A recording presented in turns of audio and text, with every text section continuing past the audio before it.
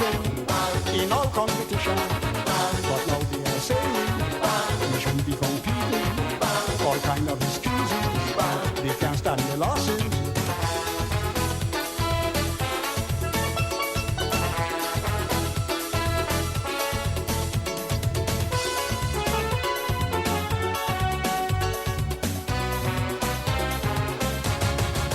I nearly forget to mention, we have no panyard, no kind of accommodation, we really have it hard. For most of the time we gather alongside the sea and having to practice under a coconut tree. Oh God. But that hadn't stopped perseverance, nor has it disrupt our performance. So all who say we can't be pan, I know they want nothing with this band. Can't be pan, they tell me so. You country band, go back to go. What they don't know, we pan is sleep, and the crowd just go for the Togo beat. They think because we from the country, yeah, have no musical background. If they should just look at their history, they know that we terribly strong. Physically, musically, oh gone. So this is how we pack it up and put it away for today. I am not to say much else except that the Eye on Dependency is coming up next. You can say it's 95.5 FM. We still band from Toko, we band up tomorrow. We ready for action in all competition. But now they are saying we shouldn't be competing. All kind of excuses, they can't stand the losses.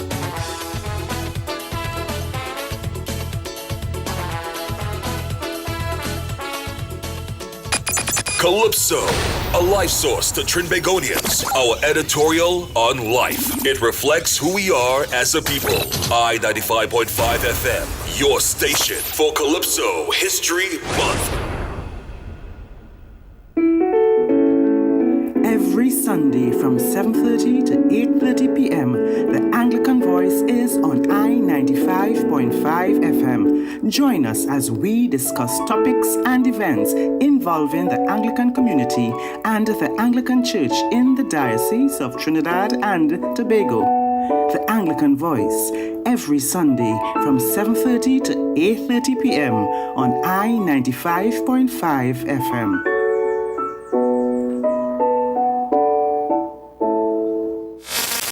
Join us this Sunday for episode 42 of Eye on Dependency, where every life is a biography.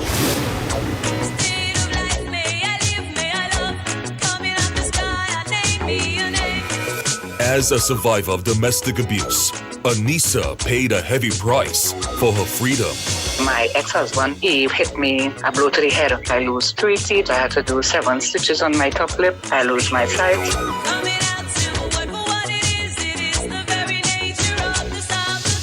This Domestic Violence Awareness Month, Aneesa shares her story, raw, painful, and deeply human, to remind us that recovery isn't just about breaking free, it's about finding purpose in the aftermath. I just wanted to tell my story to encourage other women out there who may think that it doesn't have a way out.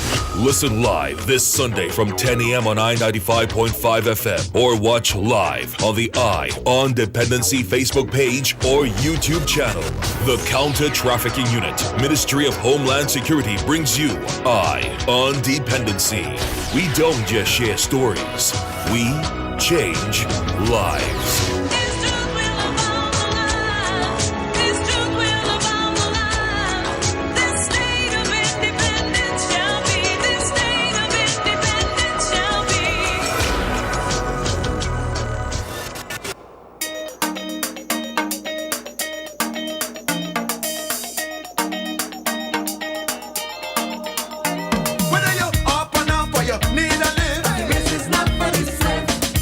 Working hard or you half a kill.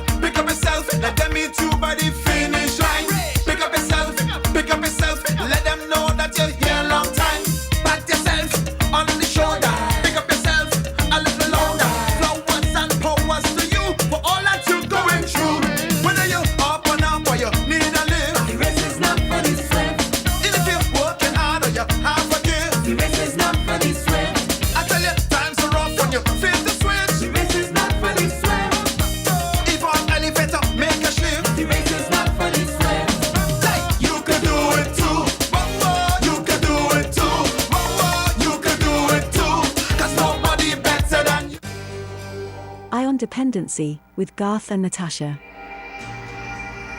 Reality radio, at its best, where every life is a biography. Sundays, at 10 a.m., and exclusively, on I-95.5 FM. And streamed live, on the Eye on Dependency Facebook page, and YouTube channel.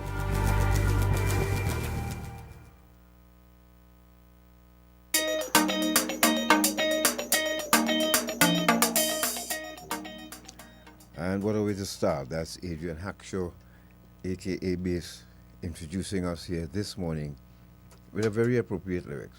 You can do it too. The race is not for the swift.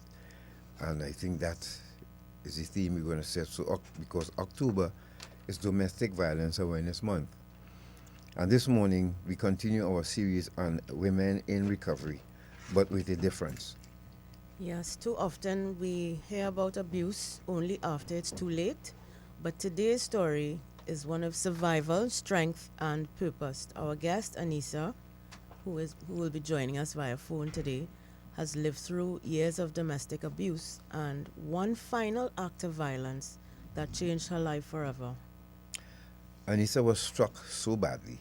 She lost her sight, but not her vision for a better future. Her story is difficult to hear, but important to tell, because silence is what allows this kind of pain to continue. So if you or someone you know or love is living with abuse, please stay with us. Aneesa's courage may help you see a way out. As a reminder, this is Eye on Dependency. Thank you very much for joining us live on I-95.5 FM and streaming live on Facebook and YouTube. For someone to tell this story, folks, and we have her on the line because of the weather. She's from San Fernando, so we'll do this by phone. And we're doing this exercise in two parts. One, you will hear about her life and having to adjust to being blind and what caused it and the journey. So this would concern, this is where your understanding and having you understand what someone, and of course if you end up in this position, what you would do about it. And then the second part would be about the system and having your sight into adulthood and then losing it because of violence. There's a new chapter one has to open, and it will be challenging. And how did she fare during that period now of getting herself readjusted to life? So without further ado, we have her on the line, and we say hello to you, Aneesa. Hi, good morning, Dad. Good morning to Natasha. Good morning to the listening audience. Morning. Thank you so much for joining us. It's a shame that we can't have you in studio, but we are very glad that you have decided to tell your story, because as you have indicated to us and as we know, it may help save someone else from going through what you did, right? Yeah. Okay. So, Aneesa, what, for the benefit of all listeners, what made you decide to tell this story? Let's hear it from your voice. You reach out to us, you've been listening to us, and you have your challenges.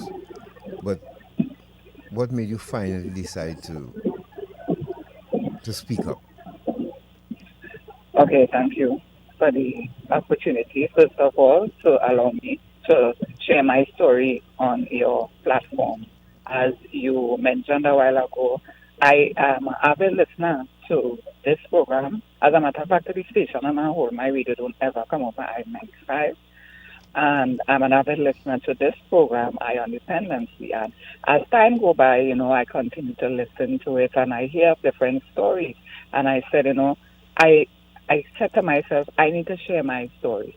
But in the beginning, I was wondering, where would I be able to share my story? I want to share it on a platform where it will reach, I wouldn't say really the targeted audience, but it'll reach a wider audience where everybody could be able to hear it. And where best to turn to than you all at I-95. It was earlier this year, around March or April. I think it was in March. It was closer to, I think, International Women's Day. And I sat and I listened to the program on that weekend. And I said, you know what? This is the time. And I listened. I contacted the radio station and I got the number for you, Mr. Garth. And I contacted you and I shared my willingness to share my story. Okay. So take us from the beginning. You were born, grew up where? Sandwich Chiquito. That's in the east, far east. I was in Sandwich Chiquito. I am the fifth son to my mother. I am. Okay, Aneesa. You're breaking up a little bit. You're sounding a little muffled. So take your time and go slowly so that we can hear everything you're saying. And probably the signal to where you are. We hope that, because this is the tricky part about doing an interview via the phone. But your voice will be heard all the same. So go ahead. Okay, make it now? No, it's not. But let's keep going. Let's see what will happen. As I was saying, I was born and raised part of my childhood, well, the earlier part of my childhood in Sangre Chiquito, that's far east, before Sandy Grande. And I am the fifth of 7 children to my mother. I am the 10th of 19 children to my father. So I have a lot of siblings older than myself and quite a lot younger than myself. All right. So when did your life start as a mother? Let's go straight to that. Okay. Yes, tell us about that first part of your life. Okay, sure, no problem. I was a teenage mother. I gave birth to my first son at the age of 16, and from there, when I was, by the way, I have 5 children. So at the age of 16, I gave birth to my first child. I had to drop out of school. I was a high school dropout. And by the age of 19, almost going on a few months before I was 20, I gave birth to my second daughter. Right, so hold on there. Hold on right there. So that means we have to go back a bit. About, you grew up with both mom and dad? No. I last saw my father when I was 6 years old, and but in between, until I turned 33, was the next time I saw him physically. I knew of him, I knew his name, I knew what he looked like, we had photos of him. We would periodically communicate via telephone, but physically, I never saw him until I was 33. So we never really had a relationship per se, because I said, periodically we would communicate. We didn't have that relationship. So growing up, so they separated your mom and dad? Yes, when I was very young, when I was 6 years old. Okay, and how many children he had then when they were separated? When they were separated, as I said, I am the fifth of 7 children for my mother, and between my mother and my father. So at that time, my mother already had 5 children, pregnant with my younger sibling, one of my younger siblings. And is 19 of you in all, you said? From my father's side. Your father's side? My mother, yes, but my mother only had 7 children. Okay, but in all, 19, as you said, right? Yeah. Yeah. So that so you grew up with them, and so you didn't really get to know, or you didn't see any domestic violence between them. No. Okay. No. So go ahead, tell us. Yes, carry on. Yes. So as I said, my father was not present in the home. But as we knew of him, we knew what he looked like, we would have talked to him from time to time, which was not very common. We would talk to him sometimes.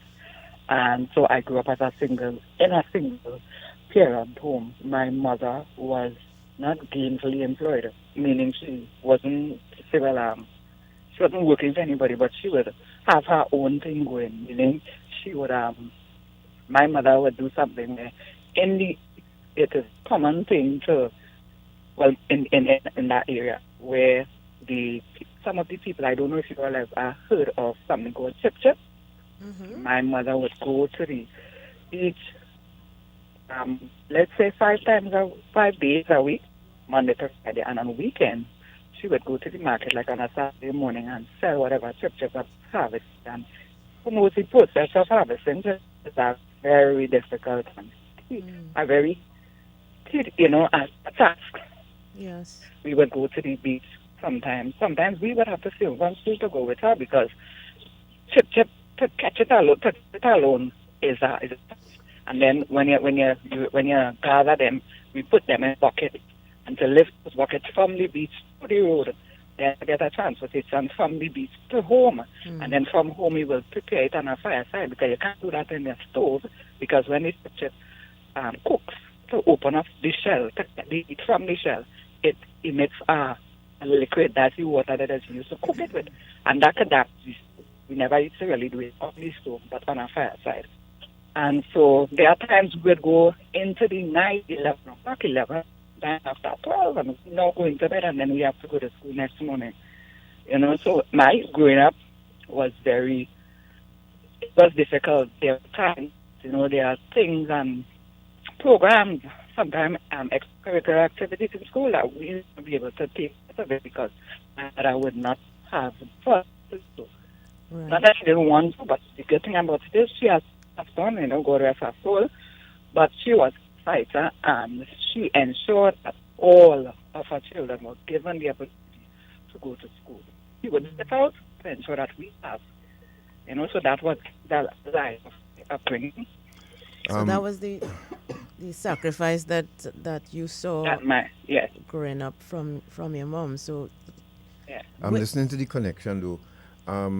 The people on YouTube and Facebook especially could tell us if you're hearing properly, and if you're having a problem on Facebook, go across to YouTube.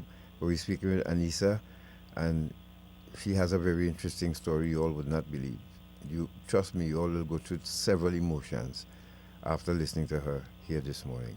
So tell us about your children's father. Where did you meet, and how was that relationship in terms of, how you all interacted with each other and how your siblings and your mother would have felt about him?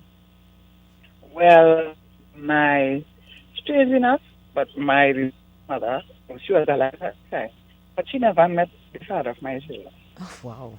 Yes, never met him because him and I met at a function and continued to. My mother was a deeply spiritually grounded person. So the mere fact that we met, my children's father and I met, and I was impregnated at a young age, and that was not her thing. Yeah. So, and as time continued, I continued that relationship. And I wouldn't say that she didn't think that she didn't want to, but it just never happened. I would put it in that way. She was not a outgoing person in that sense. So Aneesa, you said you got impregnated at 16. Yeah. When she found out what happened, did you tell? How did she find out? It took me out. I didn't even know. Aneesa, you have to stop. Yeah.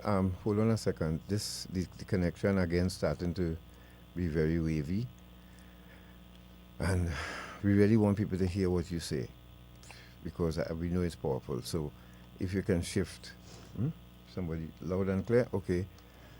All right. Let's work with that then. Go ahead. Yes. How did she find out? I became pregnant, even though, and by hang up. You're really starting to break up a little bit I think now. you should. Is it raining where you are? Yeah, it's going. See, I can't even hear. Yeah. Can we hang up and? Yes, hang up. Is there a better location you could find, Aneesa? Yes. Try and get that a better location because it's really not hitting here at all. It's going in and out. All right, so hang up. We'll call you back. Yeah, Right. We apologize for that connection. We did plan to have her in studio this morning, but that was not possible. So we're doing the next best thing. So Yes. hopefully, when we reconnect with her, she will find herself in a better location. Yes, if you're just joining us, you're listening to Dependency, and this is already the stage is already set for someone who will end up with some challenges in their life. At the age of 16, they get pregnant. Yeah, and I think when we reconnect with her, we'll go back to we kind of push forward. It's very clear on radio, Jackie's saying, but let's see. Okay, we have her back, but when we get her back, are you there with us, Aneesa? Yes, I am. I hope you're hearing me clear. Yes, much better now. Right. You said you wanted to ask Yeah, her? I kind of wanted to first to get into the meat of the matter with the abusive relationship because time has run away. Yeah, but I still wanted, a mother's reaction would be different to hearing how Lisa would have reacted if you told her you were pregnant at 16. She was not pleased. She was not pleased, that's all. So, yes, what was her reaction? You broke the news to her. Aneesa? Yes. Yes, you broke the news to her? No, I didn't. One of my siblings did. My elder sister did, because I confided in her. I didn't. My mother. And so she did. And when my mother confronted me, it was not with any harshness, but more disappointment. And, she told me, how disappointed she was in the fact that I became pregnant. And she asked me how far along I am. I said, I'm not sure. She asked me, the pertinent question, how my cycle, when was my last cycle and all of that. And she encouraged me to join the clinic. She didn't come with me at the first, but there are the times when she would accompany me. At that point in time, I didn't have Children's Authority and all of that, but she, though she was disappointed, she was there with me throughout the process. Okay. And what question I wanted to ask before was your family receiving any assistance from the state? Because it sounds like, you're a low-income household with a lot of children. No assistance from the state. All right. So you carried the child at home with her there? Yes. Right. And eventually you had to, you moved out eventually because you were pregnant again after that, or how did that work? Yes, well, as I grew older, as I said, at the age of 19, I became pregnant again with my second child, and yes, at that stage, I had moved out of the home. Okay. So, if you could tell us about that relationship with that children's father. That relationship, so that's all I know. So, what love is. Was unemployed for a while because I had to stay home to look after my children. Was he employed? How old was he? And yes, he was employed and he was oh gosh, we missed that. He was. And yes. You didn't get that at all. Didn't get that. Oh gosh. Try saying it again. I said yes, he was employed. Right. But,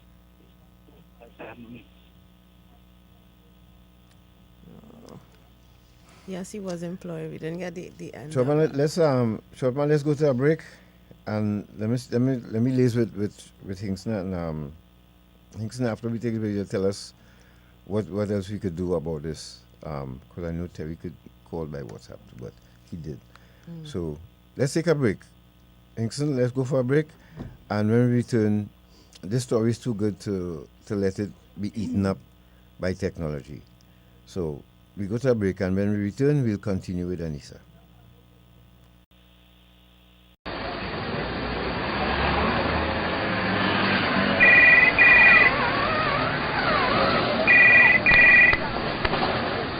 Hello? Hello, Mr. Dobson here from HMP London. Can I speak to Mr. James, please? This is Mr. James speaking. Thank you. Can you hold the line? I have a call coming through to you, sir. Sure. Hello, Daddy. Hello, yes, Brian? Daddy,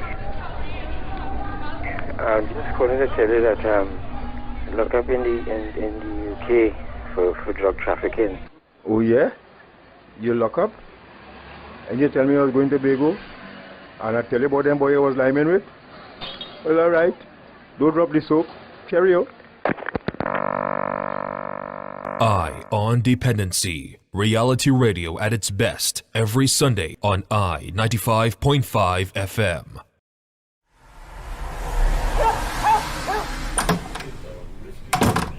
Oh gosh, it's really making hot today, boy.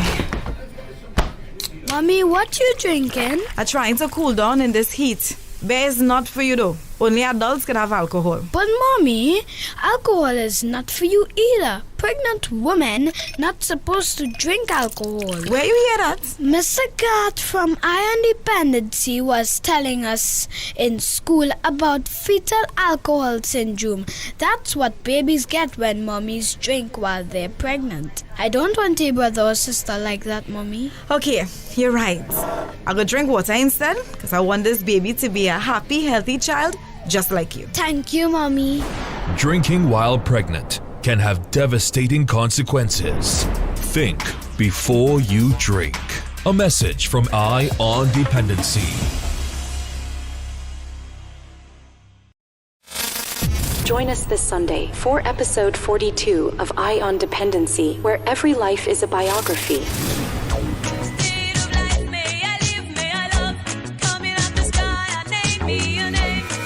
As a survivor of domestic abuse, Aneesa paid a heavy price for her freedom. My ex-husband, he hit me a blow to the head. I lose 3 teeth. I had to do 7 stitches on my top lip. I lose my sight.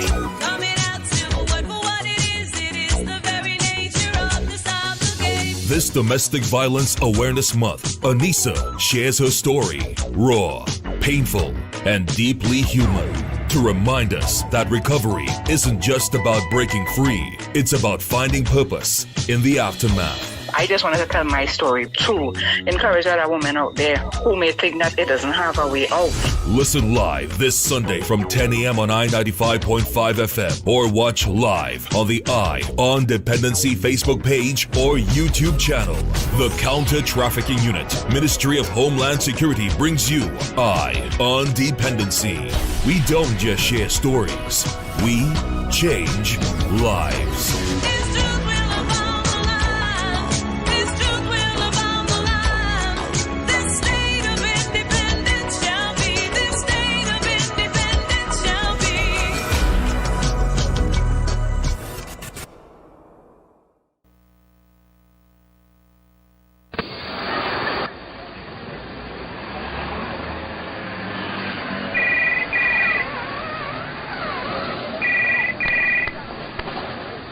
Hello? Hello, Mr. Dobson here from HMP London. Can I speak to Mr. James, please? This is Mr. James speaking. Thank you. Can you hold the line? I have a call coming through to you, sir. Sure. Hello, Daddy. Hello, yes, Brian? Daddy, I'm just calling to tell you that look up in the UK for drug trafficking. Oh, yeah? You lock up? And you tell me I was going to Bago? And I tell you about them boy I was liming with? Well, all right. Don't drop the soap. Cheerio. Eye on Dependency. Reality radio at its best every Sunday on I-95.5 FM.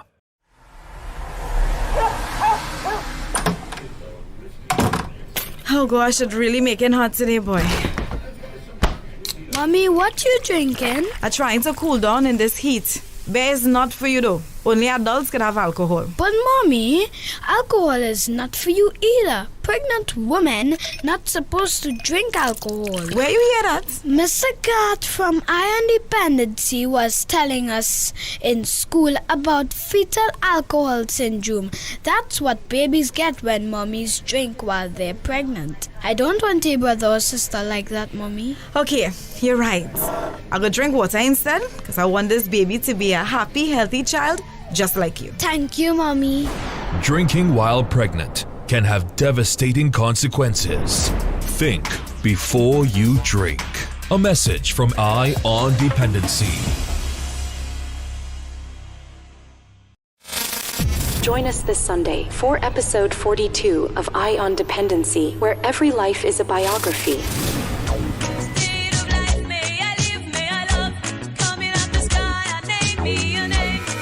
As a survivor of domestic abuse, Aneesa paid a heavy price for her freedom. My ex-husband, he hit me a blow to the head. I lose 3 teeth. I had to do 7 stitches on my top lip. I lose my sight.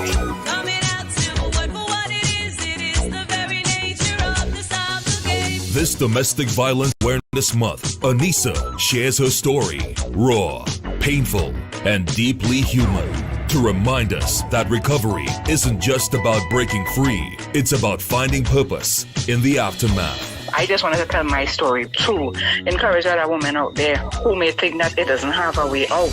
Listen live this Sunday from 10 a.m. on I-95.5 FM or watch live on the Eye on Dependency Facebook page or YouTube channel. The Counter-Trafficking Unit, Ministry of Homeland Security brings you Eye on Dependency. We don't just share stories, we change lives.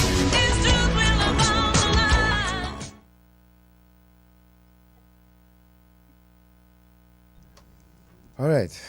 So, as you know, folks, and we thank you for your patience. We know you believe in us, and sometimes the weather plays and technology plays massive tricks on us. So, but again, Hinkson is to the rescue, and we brought her up on. We have her on Zoom now, a link now, so that. Aneesa, let's hear your voice. Are you hearing us? Yes, I can hear you. Oh, perfect. Boy. 1,000 times better. Hinkson Boris, thank you very much, my friend. Well done. So, Aneesa, let's continue as we never were interrupted. Indeed. And we thank our people for the patience. Yeah, so we were at the point where we were going to ask about your relationship with your children's father and how that progressed. And if you experienced any kind of difficulty with him, being a young mother, having young children, and what were the challenges that you would have experienced in that relationship? Okay, so yes, I would have experienced problems, but as I said, at that time, I was very young, so whatever I experienced in that relationship, I thought, well, that was it, But some of the difficulties that I would have experienced, I always knew I wanted to go back to school because I believed in myself and I always knew my ability, And so at the age of, when I had my third child, I wanted to go back to school. So I started a maths class and thinking that I would get the support from him. I was literally told, when your mother sent you to school, they didn't take school serious. So now you have to see about children. And he took my my geometry set and my notebook and he threw it in the drain. And I got no support because we didn't have technology as we have it now. So I couldn't have any Zoom class or anything. So classes were in person. And so I was not able to complete or even to further my studies at that point in time. So wait, the same person who got you pregnant at 16 told you that? Yeah. Oh, what a guy. Yep. So because he got you pregnant at 16, that's why your school journey was interrupted, done so? Yes, very much. So how did you figure that out after, you heard that? And he threw away your geometry set and all of that? Yes. I felt hurt. At the point in time, I had already moved out of my mother's house, so I didn't have much support, and I felt that I done move out already, and so I feel like I'm a woman. I have to stand and face whatever it is. I was ashamed to tell my mother that, so I didn't tell anybody, and I endured it. And I say, you know what, someday I will be able to go back to school. And as time went by, I did. I was able to. And how many children you had for him then, by then? 5. When I went back to school, 5. 5? Yeah. So you. So would you agree that he was in a sense abusive towards you as well, in terms of trying to keep you, as they say, barefoot and pregnant, and not being able to advance in your own life? Yes, I would say that now that I understand. Yeah, but as I said, at the point in time, I didn't know. I think, well, this is love. Wow. So, but eventually you all had to go separate ways, right? Yes, we did. No, for a man to walk away from a woman with 5 children, that I mean, who made that decision? I made the decision. It was a tough one, but I made a decision because I wanted to advance myself. I wanted to, because as I said, I always believed in myself and I knew my ability. Yes, I made mistakes. Yes, I became pregnant very young, but that didn't take away my capability. And I continued to believe in myself. And he was not supportive. And not that he just wasn't supportive. He willfully didn't support me. It's not like this, will he give me a chance? So, okay, as I said, I was going back to school. I started with maths only because I know maths is a difficult subject. So I need more time to, spend in that subject area. The only support I wanted was him to look after his children. And that was an issue. So the breaking point for me, my children are getting older. And, I am like, who sits down with them to help them with their homework? Even other than that, they are growing and they are seeing, my daughters are seeing. I said, this is not what I want for my children. And I made the hard decision. And before I left, I was able to secure a job. I had no bosses. I had no kind of qualifications or anything, but I was able to secure a job in a hotel. And the salary was not much, but it was able to put food on the table. And so I left. And I left. The breaking point, as I said, was, me having that discussion with him over and over again. I want to go back to school. I want to do something with myself, and no support. And one day he went to work. He was employed. He went to work, and I had left for a few days, and I told him I'm going by a family member. I did. And while I was there, I sat and I thought about it, and I said, nah, this is not me. I want better for myself, And the weekend, after the Monday, I went back home and he was not there. He was at work. So I went at his job site and I told him, I come for my stuff. And he was hesitant. He didn't want to give it to me. And I said, okay, no problem. So I left. He thinking that I'm going back by my family.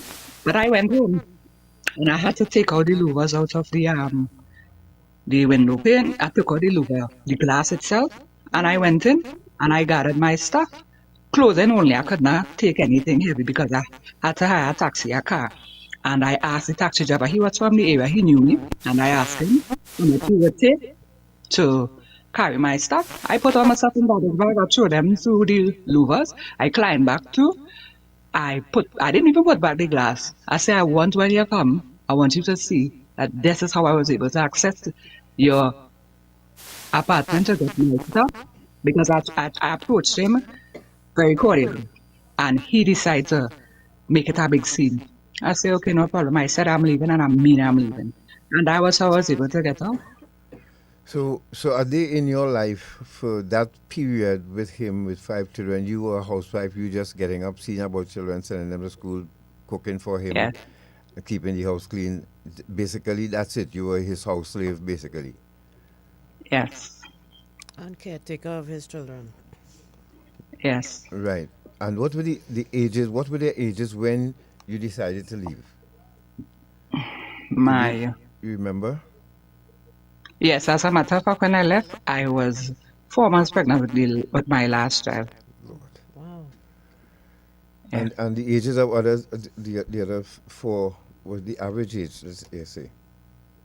The average age would have been a year and some months. The other one was about 3 years. The other one was about 7, and the other was 10. So the eldest was 10, going on 11 when I left. Right. So 4 children under 10 years old. 4 children. And 1 on the way. Yes. And you were how that was old a then? very yeah. How old were you? 30. The last one. 30. 30. That was extremely brave of you to do. Yes. Especially knowing that, this person is that at least the sense of security to know that, you have a roof over your head. Where did you go? But when I left though, Mm-hmm. I didn't really have a full plan in place, All I know, I'm working. You're right, so I'm working so I could pay my bills. I left the weekend that I went by my aunt. I went looking for apartments, and I took a taxi from the junction to get into where my aunt lived. And the taxi driver took me for somebody else. He said, "You know how long I looking for you?" And I I don't know this man. I never seen him before. He said, "Yes, look how long I looking for you." And they tell me to get an apartment for you. I get it, and they didn't give me no number for you. And I well, this had to be God because I really looking for an apartment. And I don't know this man. I've never seen him in my life. So I played the role. I said, "Yes, I forgot to give him a number. Sorry about that."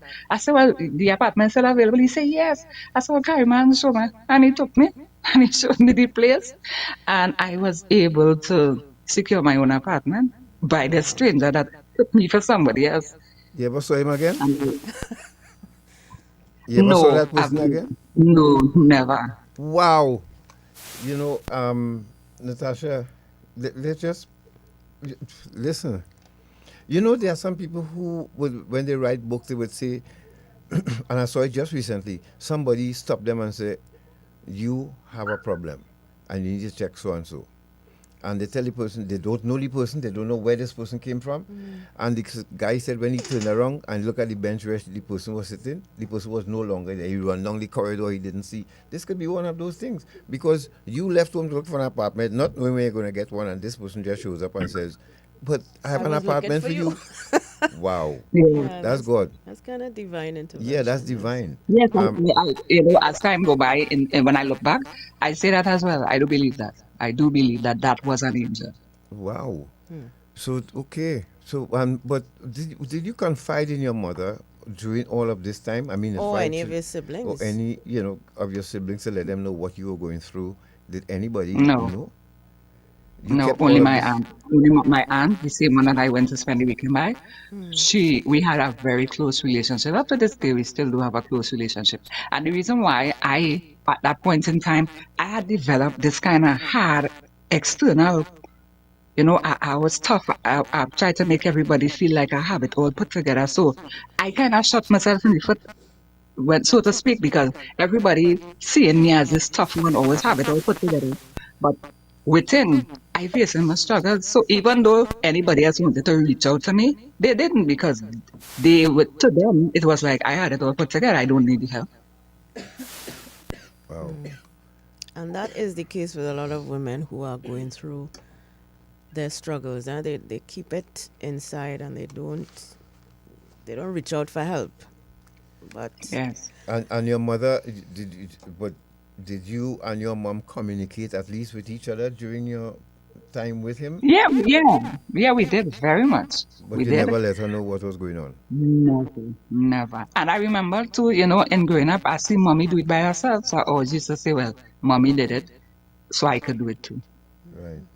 Yep. But, so you got your apartment, you moved in with your children, and you started your life from there.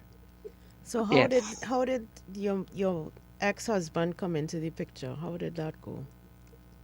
Well, at this point now I am separated from my children's father. It was tough for me to get support from him for them, to the point where by that time I know his payday and all of that.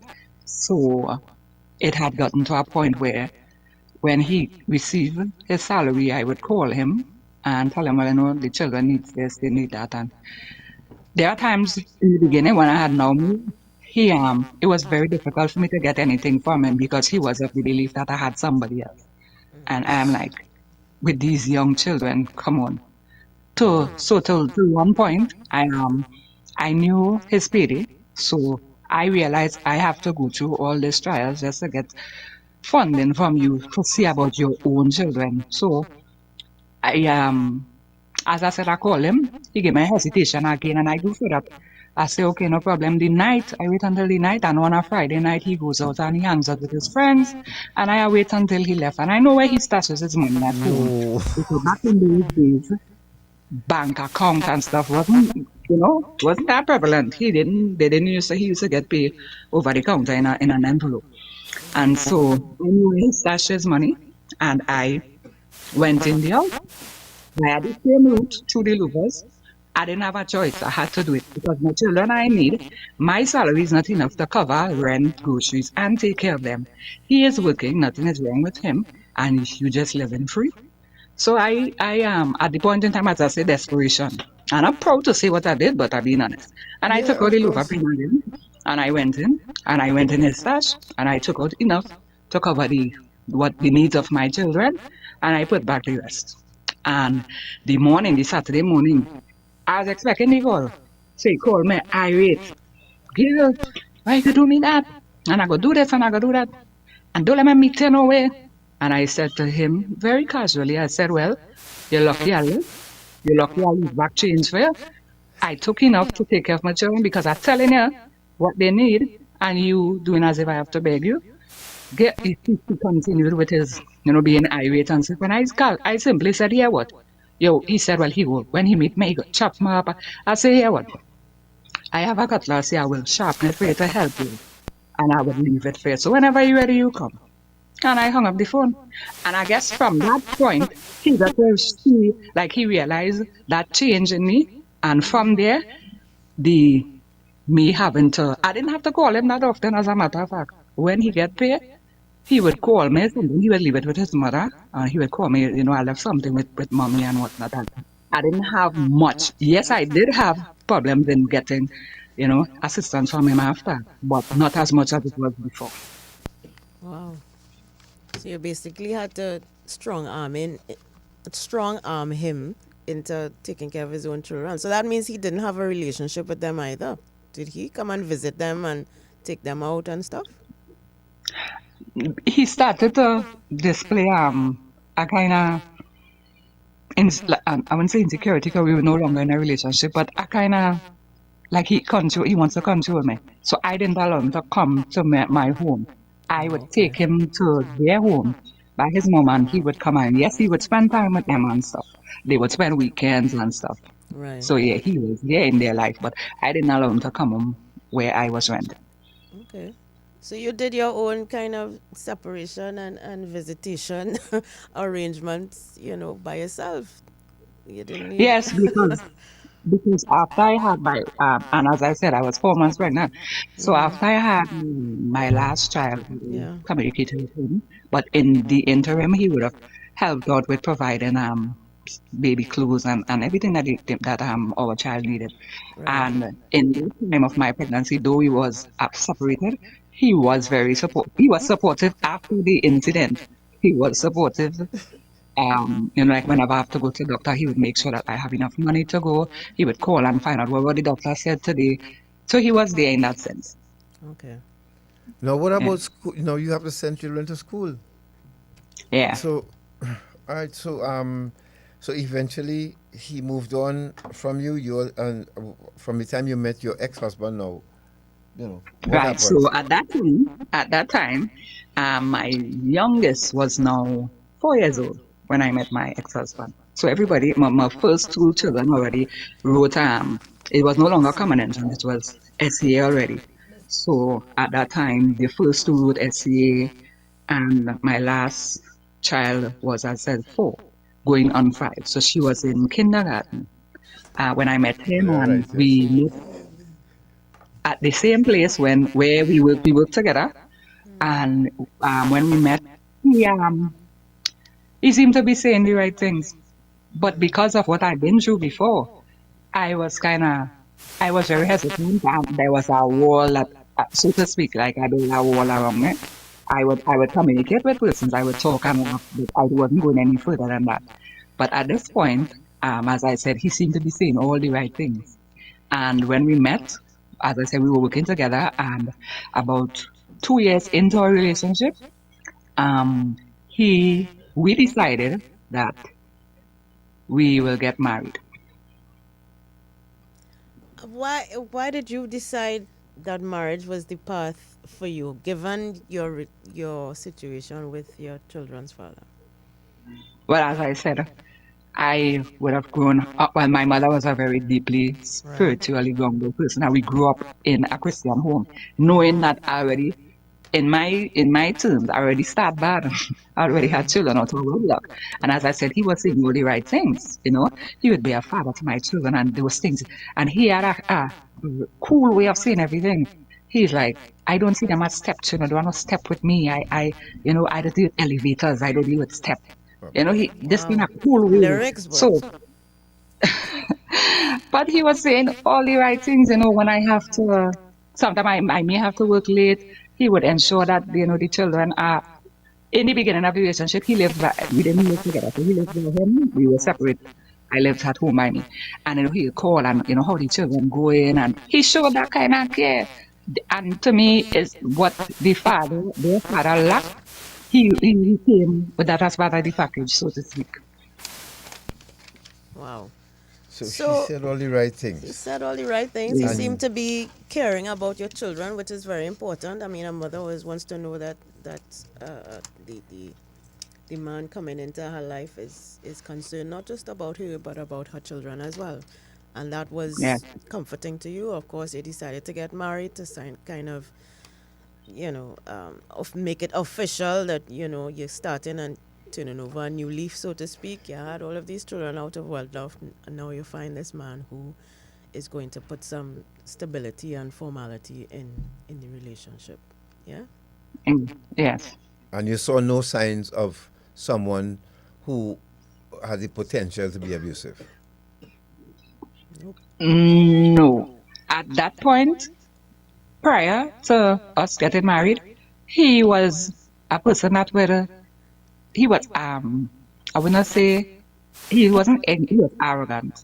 And he blamed it on, he had a daughter before I met him, so he would blame it on not being able to see her. It frustrates him, and he's taking care of her, and, he misses his daughter, and, he would share stories of the injustice that the mother of the child does, and so whenever there were times when he would go into that phase that he upset with everybody, and I would follow along by saying, well, it's so unfair to you. Look, you're such a good father, and why it is the mother of your daughter is not allowing you to spend time with her, and you're taking care of her financially and stuff. So before marriage, yes, he would go into those phases of arrogance where he would lash out and, I don't want to talk, and I would have experienced that, but we would have our exchange of words, but I didn't see him I didn't think that this would be the person that would cause me to be in a situation to leave.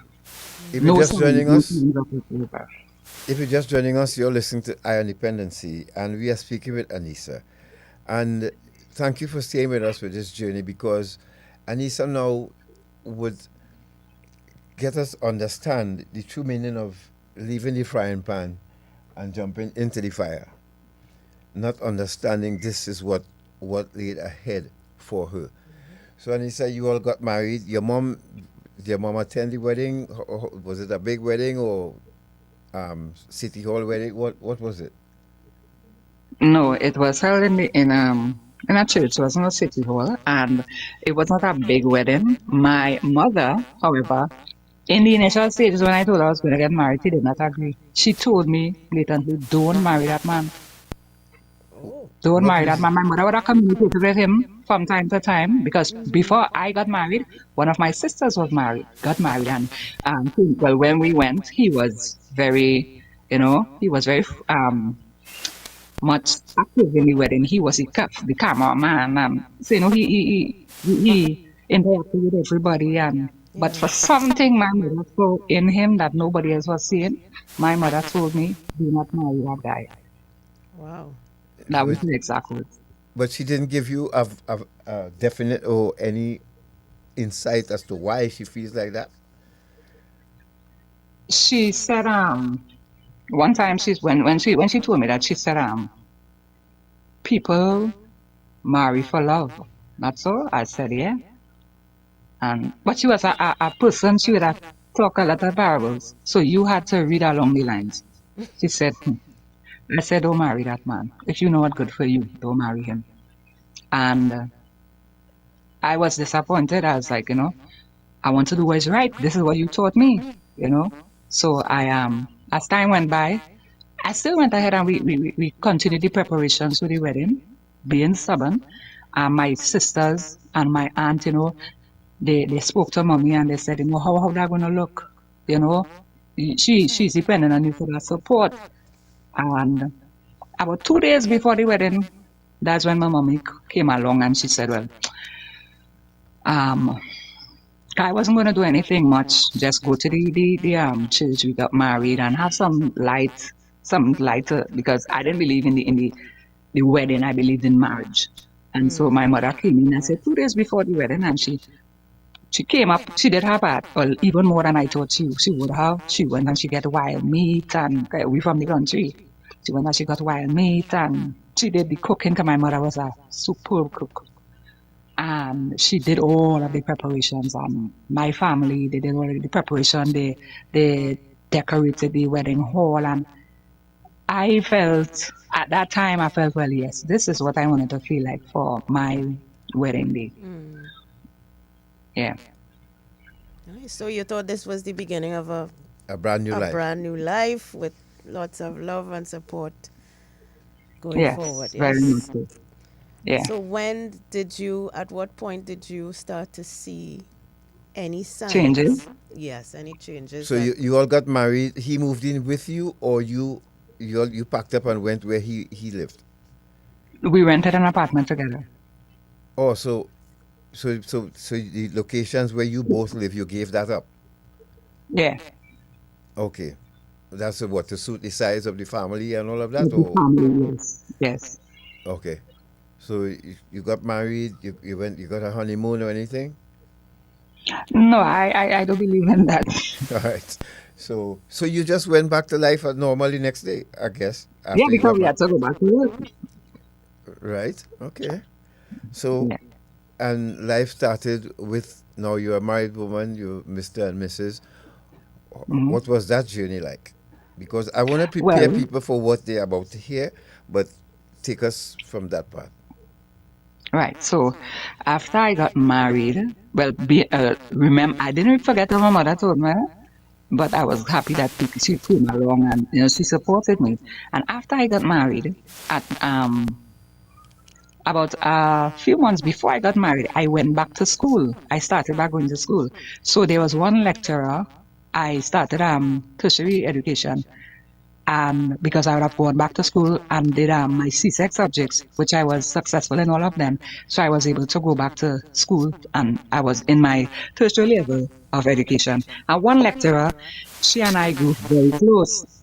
And she, when I just got married, and she saw me in town, and I introduced her to my husband. I said, hi, miss. She hugged me and all of that, and I introduced her. I said, this is my husband. She knew that I was going to get married. I told her about it and stuff.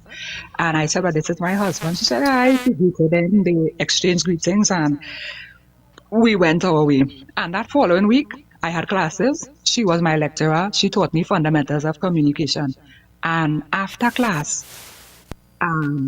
we would communicate from time to time.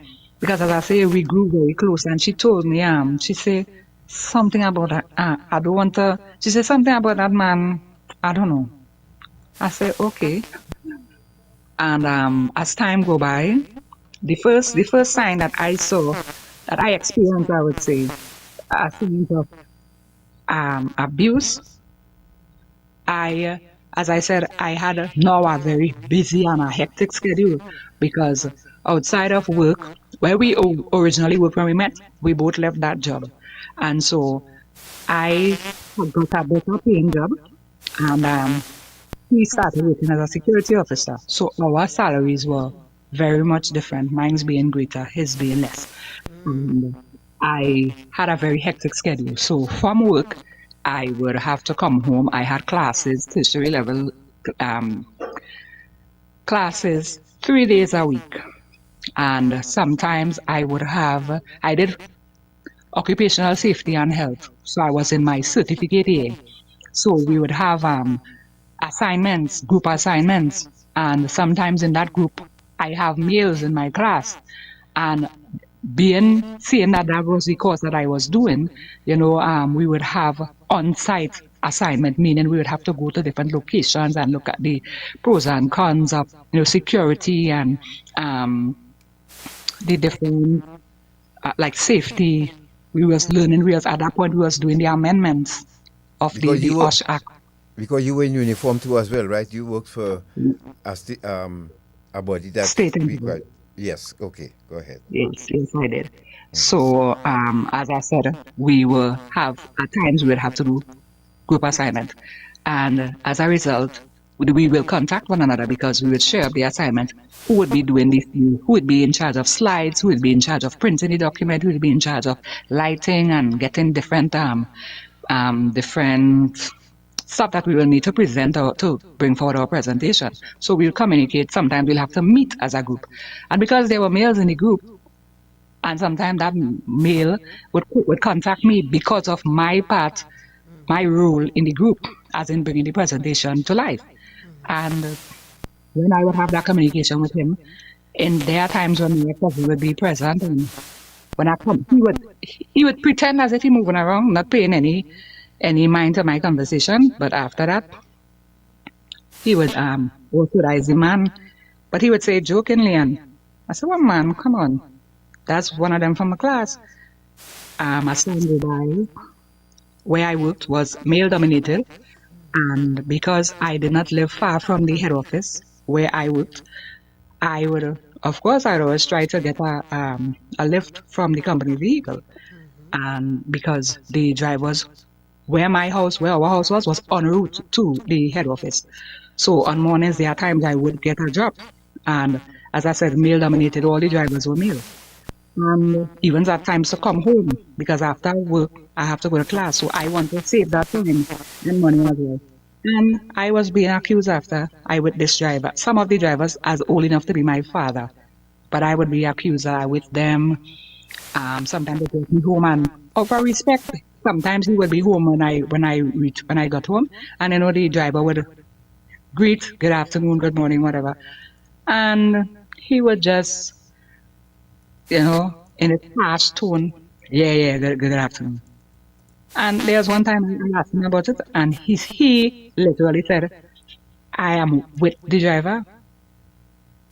He told me to say, you're with him. There are times when he called me when I'm at work, and I can't tell these people what conversation to have. I am doing my job. So sometimes you would hear conversations in the background. He's hell-bent on the belief that I am in a relationship with one of them. I built a relationship with them, cordial, because as I said, there are times when whichever driver is working that shift, that I would need a job home, so we would communicate via phone. And he would go in my phone, my ex-husband would go in my phone, he would see their numbers. So, and he would ask, so, all they working together, all they don't need one another, when they reach and work, all they could talk.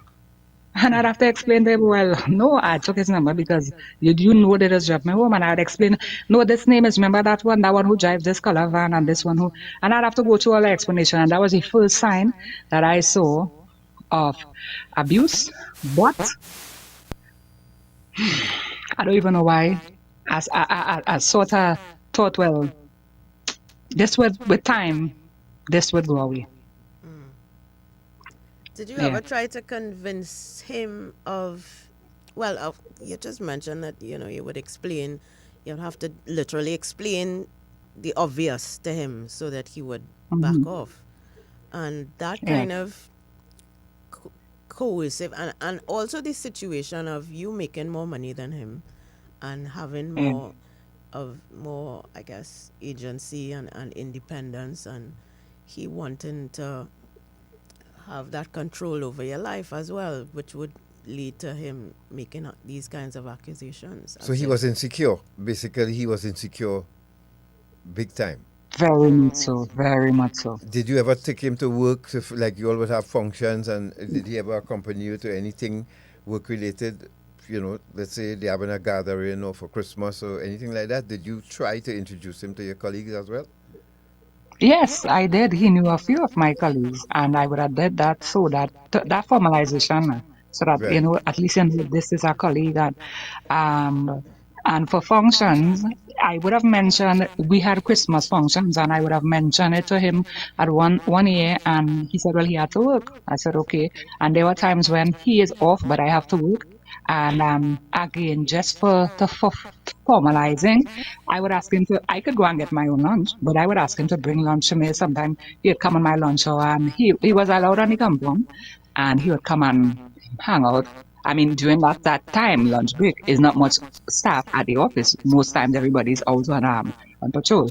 But yeah, so I would have invited him so that he knew my boss. I introduced him and all of that. He knew the assistant manager. I introduced him to them. Did anybody else warn you about him? Did anybody else pick up any vibe with him? Anybody at work, you mean? Anybody at work? Yes.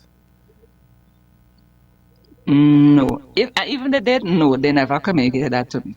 Right. So at what point did it start to get physical? Well, one day I had to work. I chose to work an extra shift. I would not work on weekends. But however, this time my boss asked if I would work the extra shift, and I said yes. The driver, however, was a new person, and so the manager asked me to accompany him to show him the routes and the ins and outs of the job. Because on a Sunday, most times we'll have the institution where we have short staff. And I agreed, and I told my ex-husband, I said, well, I'm working today and stuff. He had no issue, none. The first thing he said, but you work on a Sunday. I said, well, boy, the extra duty will come in. He said, okay. However, when the driver came at my home to pick me up, I don't know if his brain, he saw what the driver looked like, that piqued his insecurity even greater, but that created a flip. When I say flip, a whole change in tone, a whole change in behavior, and a small quarrel started. I said, you know what, me and you just said, you know, and I walked up and I went in the vehicle. That was, I say if the vehicle didn't come at that time, it might have become physical at that point. However, when I got home that night, because I evening shift, so when I got home that night, it was quiet. But then a few days continuing, somebody who was training at our institution, was not yet an employee, was training, knew my ex-husband. And my ex-husband came home a day with a claim stating that that person told him of relationship between myself and my boss, and the conversations that we have at work and stuff. And I was shocked. I wondered, nah, this person can't. Why would this person say something like that? That's a total lie. There are lots of other officers that at no point in time is me and my boss ever in the office alone, because we have the account, we have the administrative staff, and so where would they be? We are all in the same office, you know, and that became physical. When I answered him back, he raised his hand and he hit me.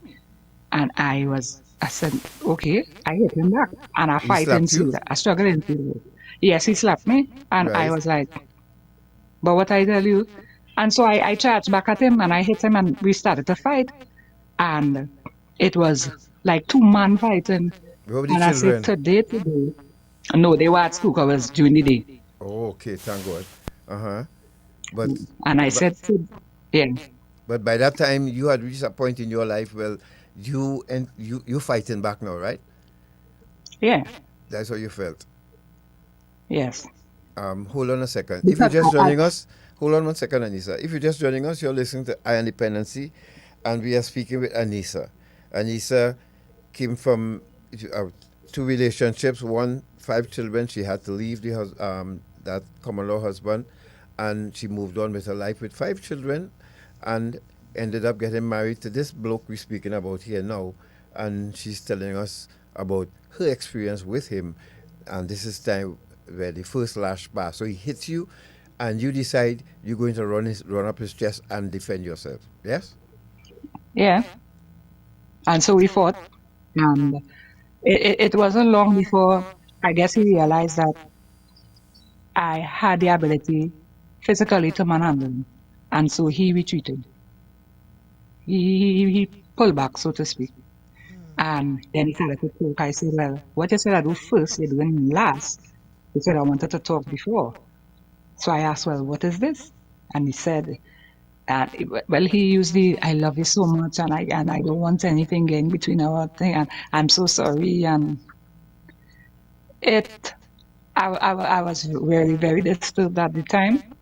And now thinking about it, I feel so ashamed that I actually stayed and continued. But again, believing in my marriage, and if this is just one time, that's what I was saying to myself. This is just one time, it was a misunderstanding.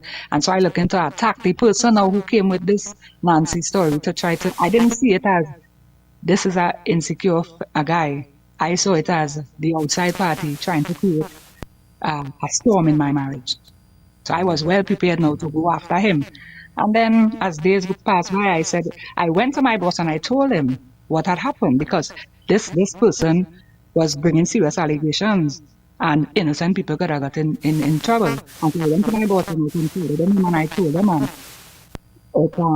as I said, the person who made the allegations was just a trainee, and it so happened that trainee was really, he was sent home. I wasn't pleased that happened, but I had to forewarn my boss and other colleagues and stuff that this is what was being said about them, which I know for a fact was totally untrue. Okay.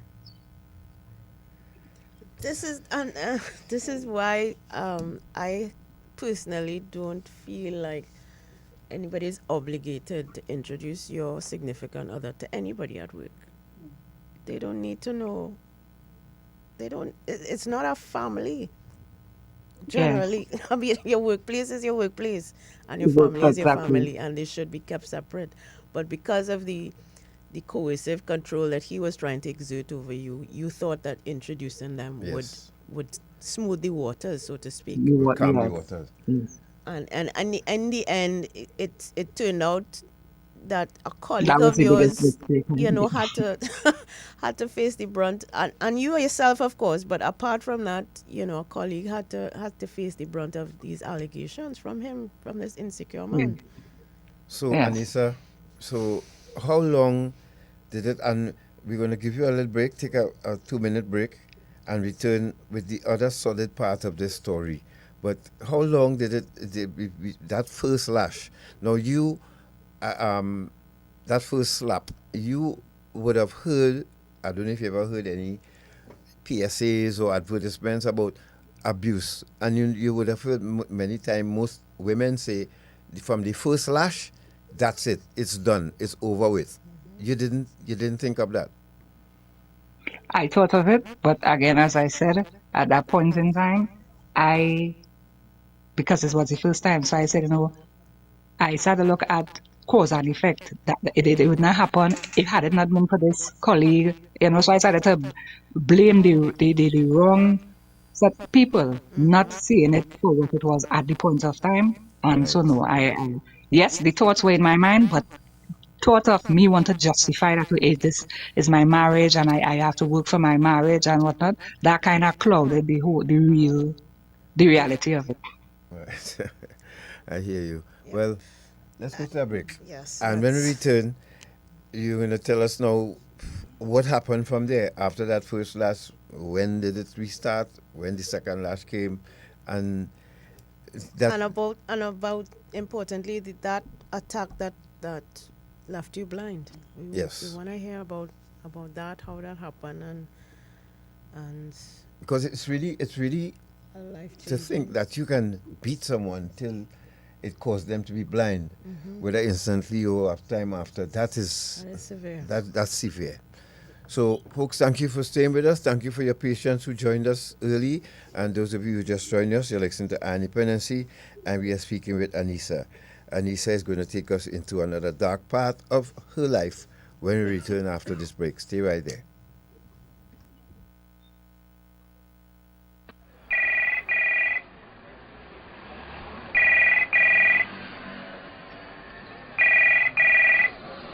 Hello. Hi, this is Patricia Kent from HMP London. Can I speak to Miss Sheila, please? This is Miss Sheila. Hi, I've got an important call for you. Please hold the line. Mommy, it's Sherry. Oh, God, Sherry, we looking for you all the time. 3 weeks now. Where you going? Mommy, according to Sally, I get locked up. I had drugs in my luggage and I'm in England right now. In jail.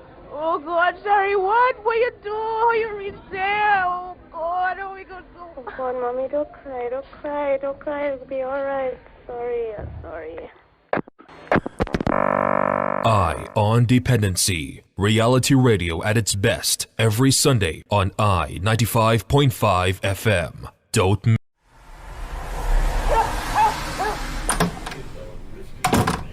Oh gosh, it's really making hot today, boy.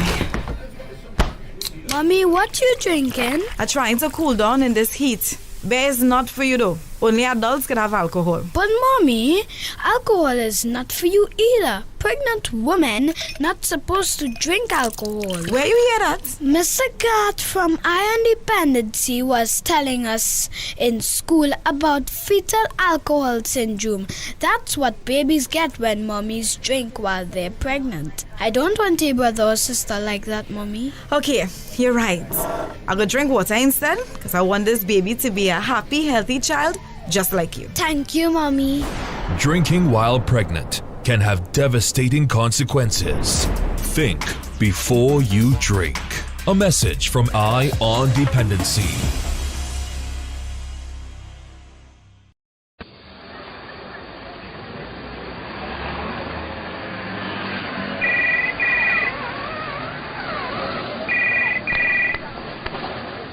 Hello?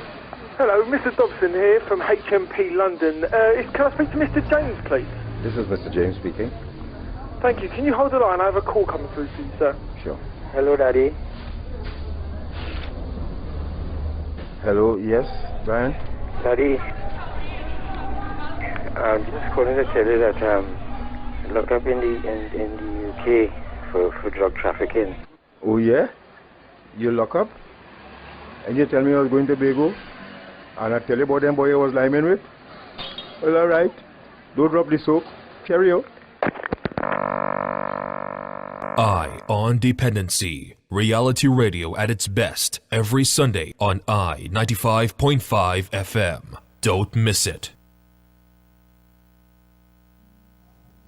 Thank you for staying with us. This is Eye on Dependency, and we are speaking with Aneesa, who is telling us about her journey related to domestic violence. And this is October's Domestic Violence Awareness Month, and so that's why we are sharing her story. And we also kind of linking what Aneesa has gone through to a stage of recovery, because persons who have gone through this kind of abuse in a relationship do have to recover once they are out of it. And Aneesa's case is also kind of extreme because of what happened to her subsequent to a particular attack from her husband at the time.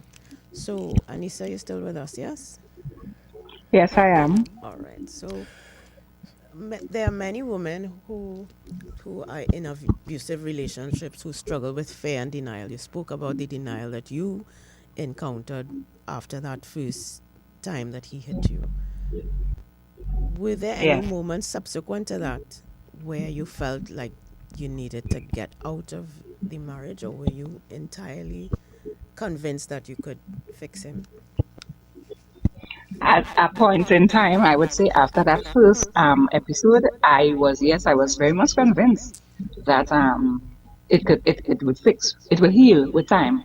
However, I was in very rude awakening because after that first episode, there was another situation where again work related. I was asked to work some extra hours, and I'm seeing it as for the benefit of the household because it will add to our income. And he didn't have a phone at the point in time, so I didn't have no way in communicating with him. So when I was asked to stay back to work some extra hours, was 5 hours extra beyond my shift. I said, okay, no problem. It's not an entire shift like a double now. I said, okay, no problem. And they agreed that after I've completed the 5 hours, they would send transportation to take me home. So whatever more, I would have agreed with it. And when I got home, I was accosted. I wouldn't say approach, I was accosted by him at the front door. Now at this point I think, oh, well, okay, we get past this insecurity.